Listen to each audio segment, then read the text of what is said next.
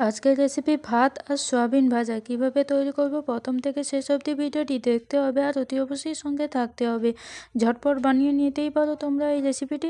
তো চলো কিভাবে বানাচ্ছি দেখিয়ে দিচ্ছি। প্রথমে এখানে নিয়েছি সয়াবিনটা আমি আগে জলে ভিজিয়ে রেখেছিলাম, বেশ অনেকটা পরিমাণ নরম হয়ে গেছে। আর এখানে নিয়েছি আগে যাতে বেঁচে যাওয়া ভাত।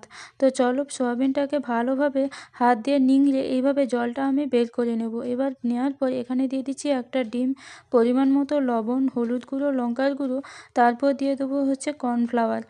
দিয়ে ভালোভাবে হাত দিয়ে এইভাবে মাখিয়ে নেব যাতে সম্পূর্ণটা ভালোভাবে সয়াবিনের মধ্যে লেগে যায়। এবার এইগুলোকে আমি তেলে ভেজে নেব। আর এখানে নিয়েছি ভাত। এবার আমি কড়াইতে সাদা তেল গরম করে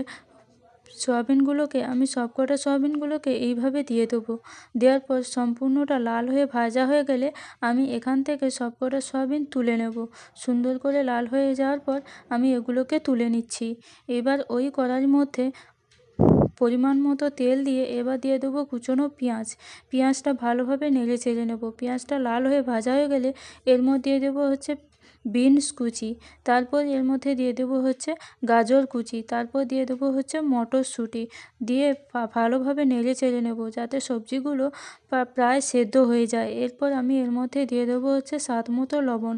লবণটা দিয়ে ভালোভাবে নেড়ে চেড়ে নেব। এরপর দিয়ে দেবো হচ্ছে 1 চামচ আদার পেস্ট, 1 চামচ রসুন পেস্ট, তারপর দিয়ে দিচ্ছি হচ্ছে হলুদ গুঁড়ো 1 চামচ, লাল লঙ্কার গুঁড়ো 1 চামচ। দিয়ে ভালোভাবে নেড়ে চেড়ে নেব যাতে সবজিগুলো প্রায় আমার সেদ্ধ হয়ে যায়। এরপর এর মধ্যে দিয়ে দিচ্ছি হচ্ছে টমেটো সস, তারপর দিয়ে দেবো হচ্ছে গরম মশলা গুঁড়ো। দিয়ে আবারও ভালোভাবে নেড়ে চেড়ে নেব যাতে সুন্দর করে মশলাটা কষানো হয়ে যায়। এরপর দিয়ে দিচ্ছি ভেজে রাখা সয়াবিন, তারপর দিয়ে দেবো হচ্ছে আগে রাতে বেঁচে যাওয়া ভাতটা, দিয়ে ভালোভাবে ভেজে নেব।